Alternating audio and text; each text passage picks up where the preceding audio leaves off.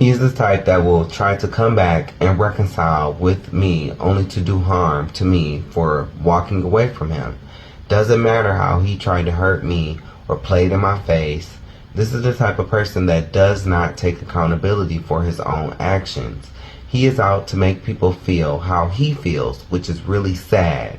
He is not loyal, barely, if at all, able to hold a friendship down, and non-committal, but wants to be viewed in a good light as mature, independent, and not toxic. He knows that he is toxic, and he has even admitted to being a narcissist, but blamed it on his ex, like I said.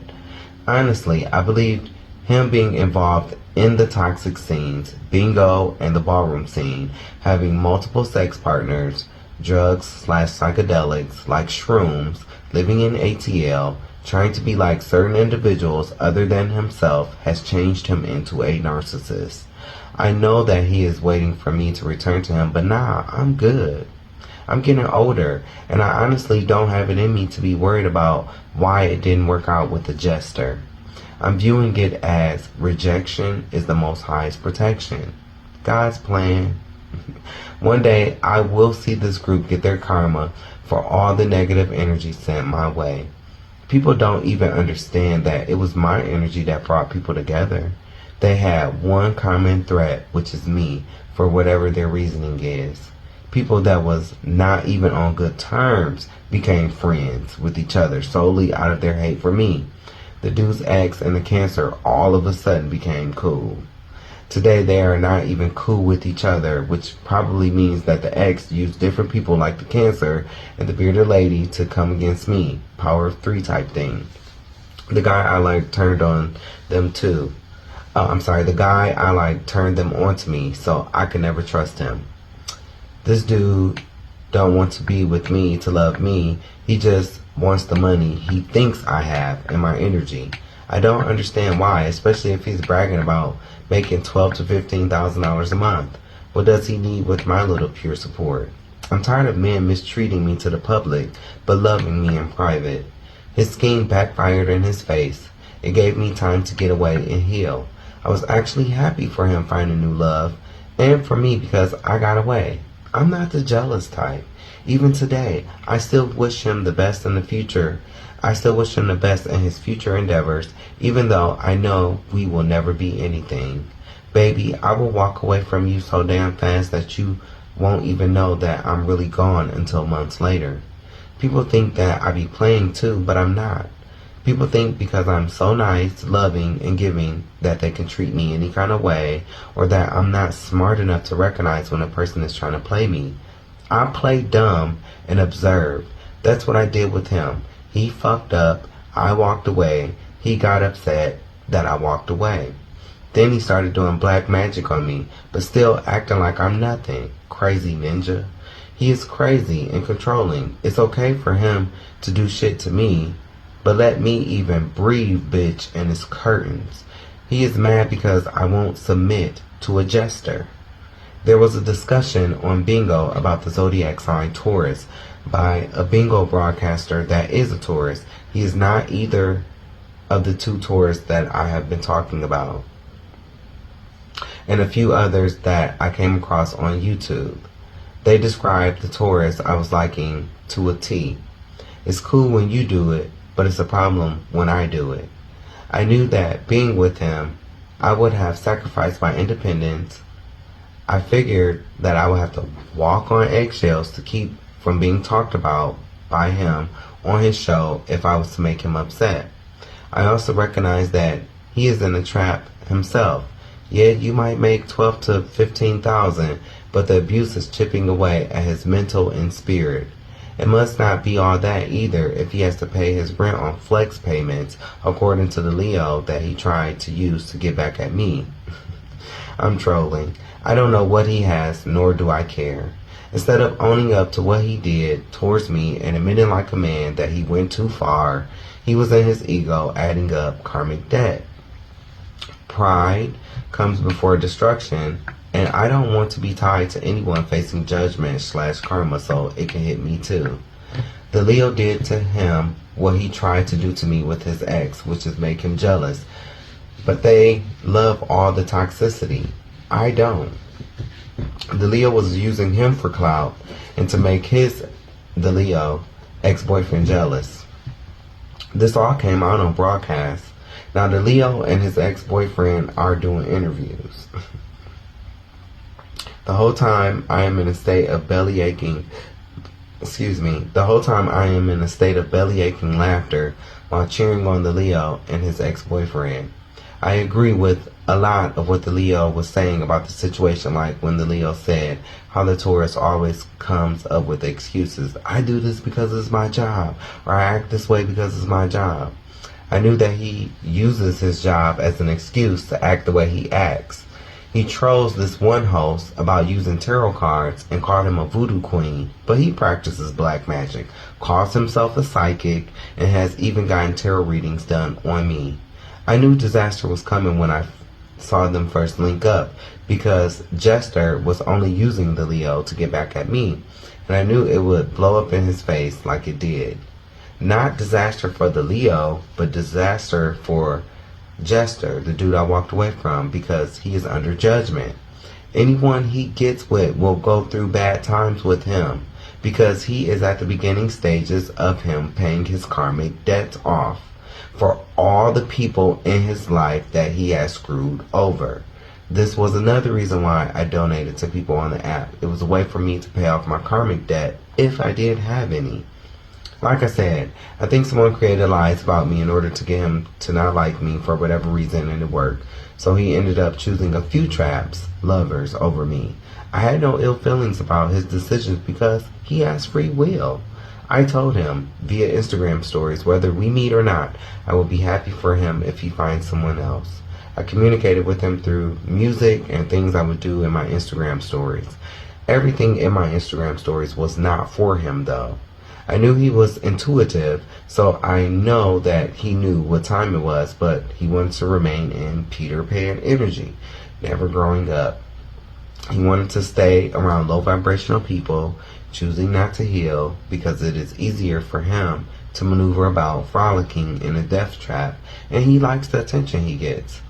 He thinks he has control in that world, but it is just a matter of time before the trap slams shut.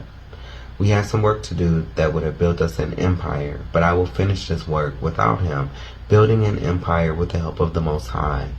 I am not looking to become famous. If it comes, it comes, but I'm definitely not looking to be infamous. He didn't see enough value in me because I lacked the material possessions most shallow people think you need in order to be deemed successful. These are people that think you are poor if you have a white refrigerator in your apartment or home. These are people that think you need to own a home by a certain age. These are people that have been conditioned to think that abundance is only in your finances. When you love someone, you just want to see them happy, even if it means they are with someone else. I just want it to be known that I do not practice witchcraft. I don't do spells. I have no stones, crystals, gems, period. I don't want to harm anyone. I don't want to bend someone's will and force them to love me. That is not love. I cannot stress it enough. Watch that movie Practical Magic or The Craft to see how love spells backfire. I know that once you release certain energy or conjure up demons, you don't have the control over that energy like you think you have control. This is why the Bible condemns people using divination. Not everyone can handle what goes on behind the veil. I say that because of what I see today, which is lack of integrity, greed, and revenge. All energy is controlled by the Most High. All gods are controlled by the Most High. I don't care how powerful you think they are. They are controlled by the Most High God. He is a protection you can't pay for. It's all up to Him. Like I said, I just want to repeat, I do not practice witchcraft. I don't do spells. I have no stones, no crystals, no gems, period. I don't make sacrificial offers, to anybody, not even not even the Most High. So there's that. Some people get into tarot and other occult practices to make money, just like people become pastors and start churches to make money. They care nothing about the history, the major characters, the Most High, Yeshua, the Holy Spirit, angels, demons, or the devil. They have no passion because they are all about the money. People play around, joining witch covens with stuff, thinking it's a game, but it's not a game to lead people astray. There's actually more order in the spirit world, 5D as some call it, than over in this physical realm, 3D as some call it. There are people out here with a pick-me spirit doing things just because they see someone else doing it, not thinking maybe this person was called to do what they are doing. Everyone is not called, whether it's to be a preacher or study the occult. Some will study a few scriptures and all of a sudden, boom, God called me to preach. Or they watched a few tarot readers, started playing with the cards, and now they're the top tarot reader. It's like with anything, whether it's a new job, getting into a ballroom scene, or whatever, you have to have respect for what you are doing, and you have to take it serious. Like my man Dragonfly Jones said, had you been practicing on your art, you know you're wearing the dark. Silence.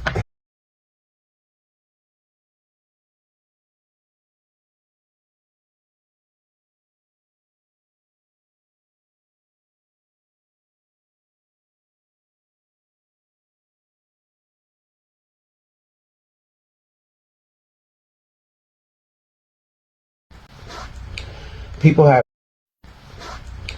People have this image of what a divine being is supposed to look like and act like, but most people be way off. I liken a divine being, mask or femme, to the story of Cinderella, the underdog that won in the end. While I have been celibate, he has been living his best life, expecting me to chase him or wait for him to finally come back. Nah. I never confronted him about what I know. I was just told to walk away, and that is what I did. At the time that I walked away, I didn't know what I know today, and I am glad that I did not know. Had I known what was going on, I would have confronted him, and he would have used the situation to make me look like I am the bitter bad guy.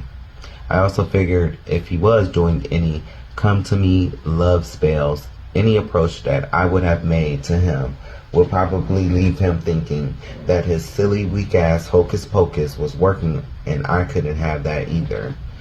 This situation made me pay more attention to my spiritual gifts. I try not to say unlocked because they have always been there. I just wouldn't rely on them.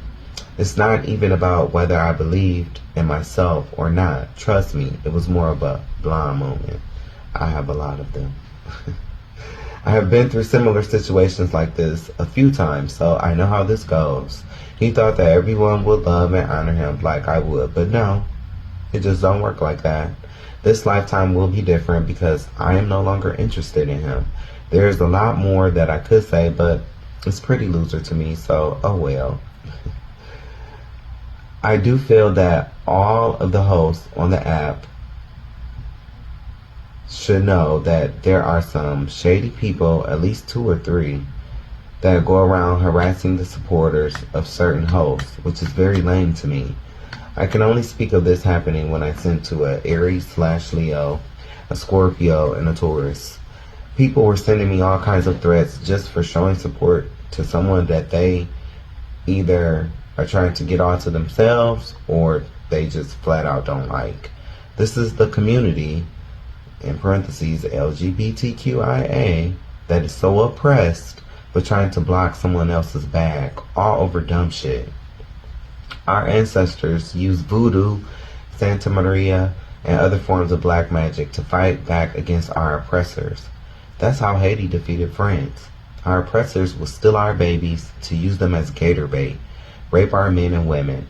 Our oppressors did real physical and mental harm to us. This is why we hear about the big plantation fires.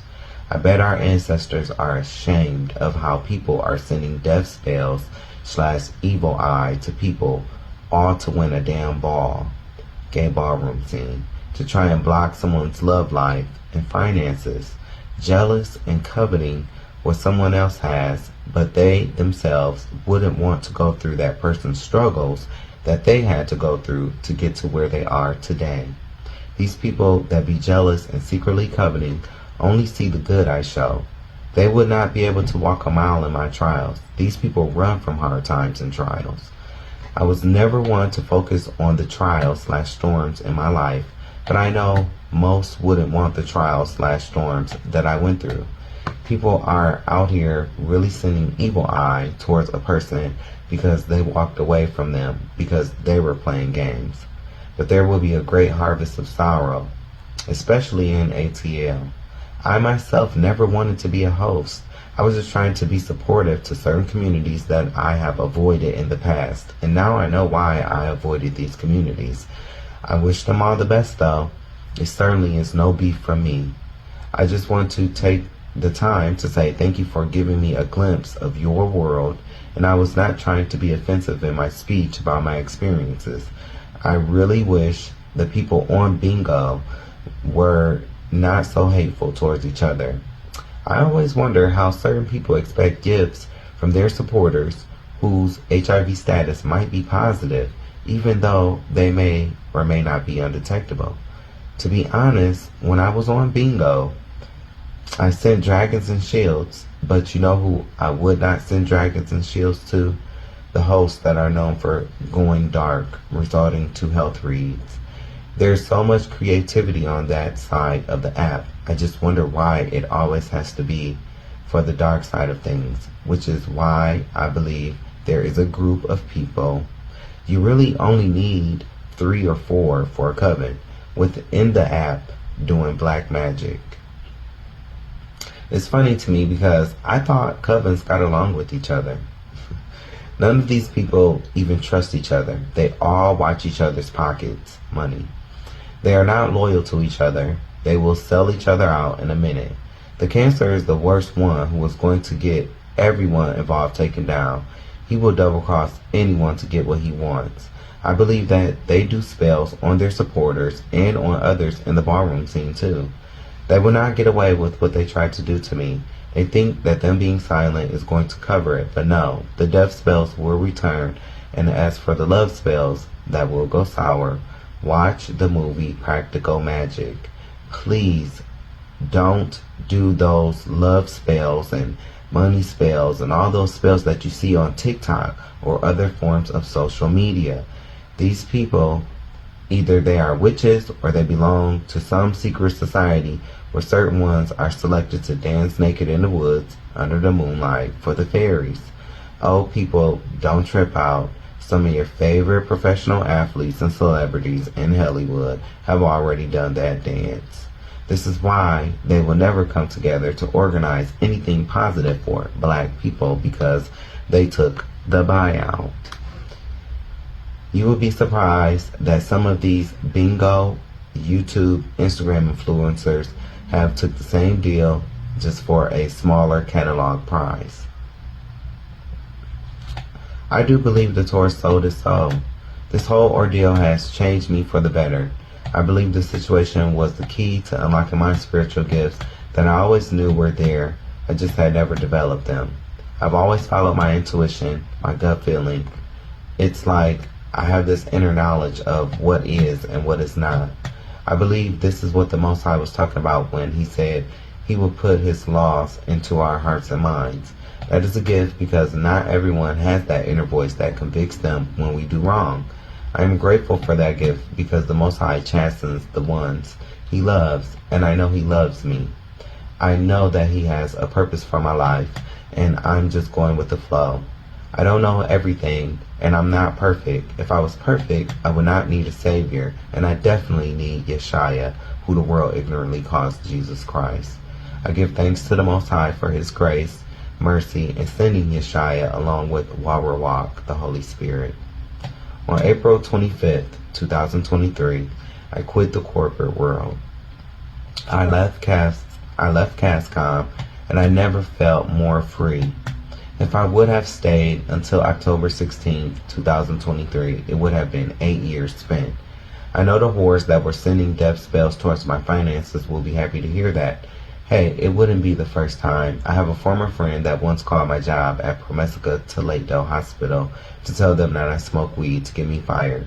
I had to voluntarily resign or do the drug test, and because I was not prepared, I had to voluntarily resign. This was all around the time I was thinking about quitting the job anyway.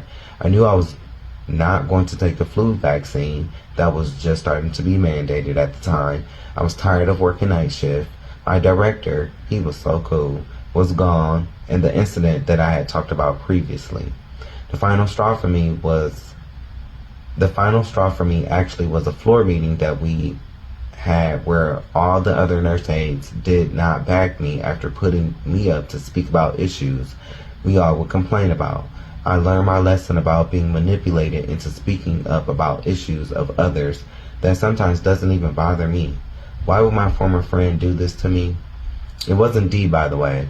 Just want to make that clear. When I confronted this friend about calling my job, he denied it. He tried to say it could have been friends of his, but it was hard for me to believe that. They had no real reason to do that unless he told them to. He was cool with this other low vibrational family who are the Pits, no future. I was always cordial, but they knew I was different. Who knows? My dad could have did it to get me to crawl back to him. He, the former friend, was jealous because he was older, miserable with a defeated spirit. At the time, he could not get a job, and of course, misery loves company. It really sucked because I truly consider him a friend. We never had sex, but I am used to people moving like that towards me. This is why I might come off as stuck up, or to some I might appear to act like I'm better than everybody or standoffish. I don't think those things. All I know is that I have a whole group of people waiting to see me fail, so I have to exalt myself. I have to be my own cheerleader. I have helped so many people, most will turn around and stab me in the back. It's like I am always a counselor that is not being paid for my services. Like I said, I was ready to quit anyway, and it was the same with CASCOM. I find it funny how people be sending death spells towards my finances, but the Most High taught me how to transmute that energy.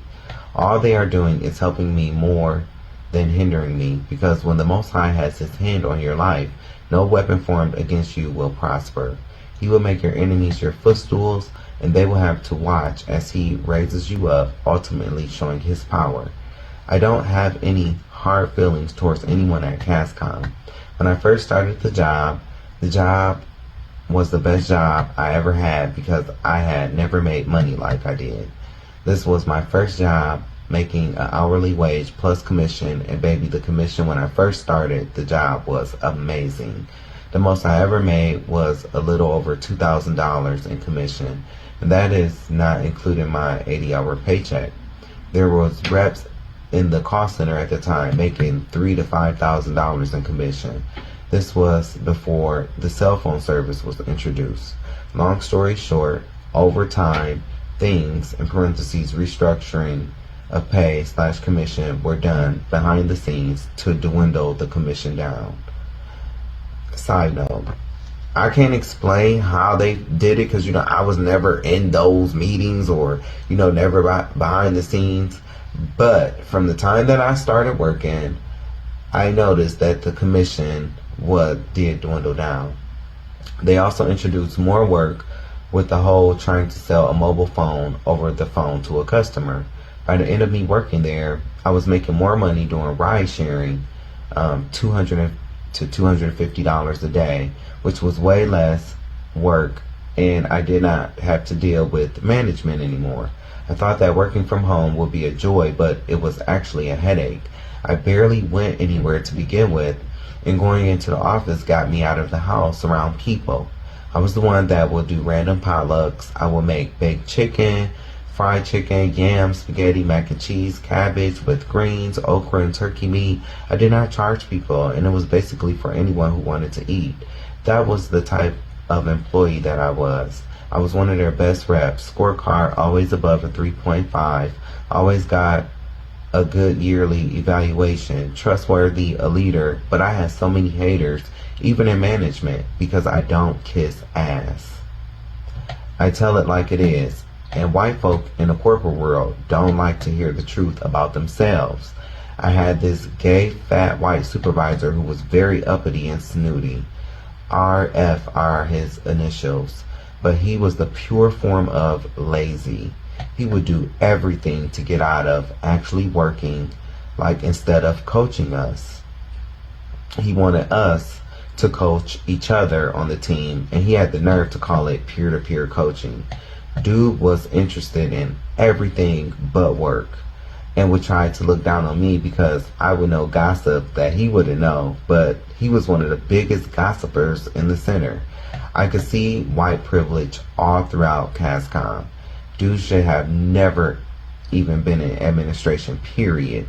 This was one of the reasons why I did not like the company, because I could see the racism and the white privilege. I never moved up in the company, which was cool with me because it seemed like the supervisors were always the ones to get fired first. I mean, they fired like 10 supervisors, 2 managers at one time, but then they would be like, but don't let that stop you from pursuing administration. I would be like, yeah, right. No thanks. I started the job in 2016. I had one of the best trainers. In fact, majority of the trainers there were so cool, except for one fat, red-headed man that is a complete jerk. A reject Paul Bunyan wannabe looking mofo with an odor. I figure it was due to him still being so ugly even after his weight loss surgery. He actually interviewed me the first time I applied to CASCOM, which was a mess in itself. Now they have a whole talent scout team, so they did improve on that end.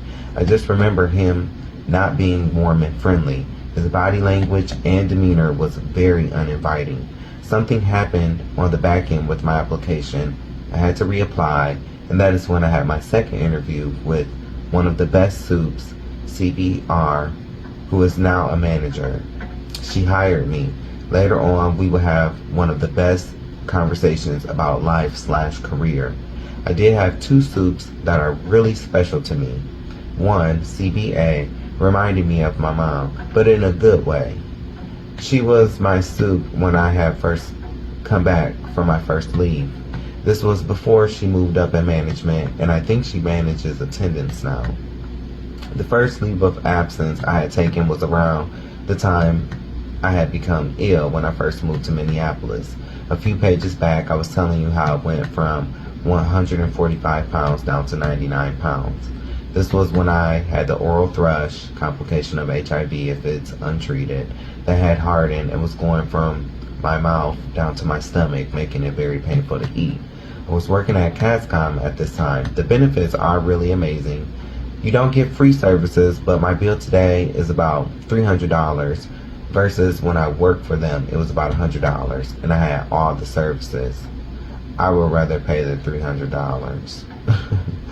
I literally could not sit there any longer listening to another customer. The other soups was a cool-ass Mexican dude with the same name as me, but his ends with NY. He was the best soup I had. He served for 10 years and moved on to bigger and better things. I raised hell when they let him go, but who knows, maybe he was tired. I know I was. He really was the best soup I ever had. He's a good person, a family man. I really hope he gets everything that he deserves, because he really was a good dude to me. I knew that I never would advance because of the situation that I had with my first supervisor. I believe he was racist because he was harassing me and 2 other black girls to the point where I had to write a 30-page report on him. Side note, I didn't put the 30-page report in here, but I still do have the 30-page report. I'm still thinking about it. I feel like ultimately nothing was done by my manager and director, so I went above them and met with a few higher-ups. I learned that administration, HR, is there to protect the company, not the employee. The man was allowed to move on, where he continued to harass the black people on his team. He would make the most obnoxious jokes, even in his meetings with his own peers. He was annoying to his own peers, but one thing I can say, white folk are going to back their own. Eventually, the company got rid of him, or he quit after it became too obvious because of all the complaints about him. I always felt it was a slap in my face that no one from administration came back to apologize because he was not the only racist one. There were a few racist soups at the Minnetonka location, but like I said, they will always back their own kind. My first soup had a sidekick, another new soup like him that would eventually become my supervisor. He didn't like me when I was on his buddy's team, and he did give me a hard time. I remember one time my soup was out of office for some reason, but I had a coaching with his buddy, the soup that would eventually become my soup, where he was basically trying to say I was bringing down the team. I remember this happening at the very beginning of the fiscal month, and there were barely any calls scored. I just brushed it off because I knew he was hating on me at that time. When I got on his team, he seen how great I was, that I was easy to work with, and that it was actually his friend that was the problem.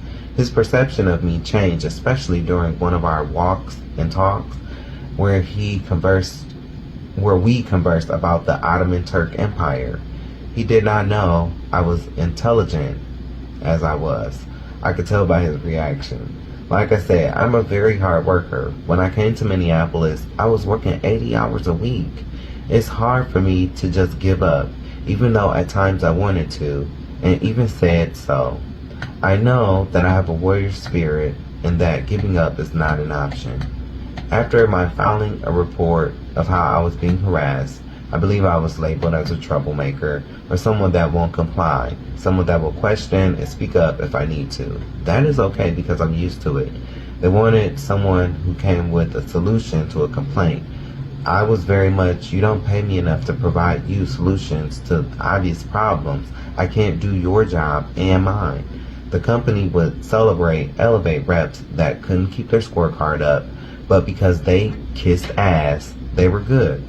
I know for a fact that you have to kiss ass or suck up to move up within the company. I was even pressured to join an E.R.G, Employee Resource Group. I was told I wouldn't move up in the company unless I joined a E.R.G. I joined the Black Employee Group, BET, but that wasn't good enough. One of my soups wanted me to join the LGBTQIA ERG, but I refused multiple times.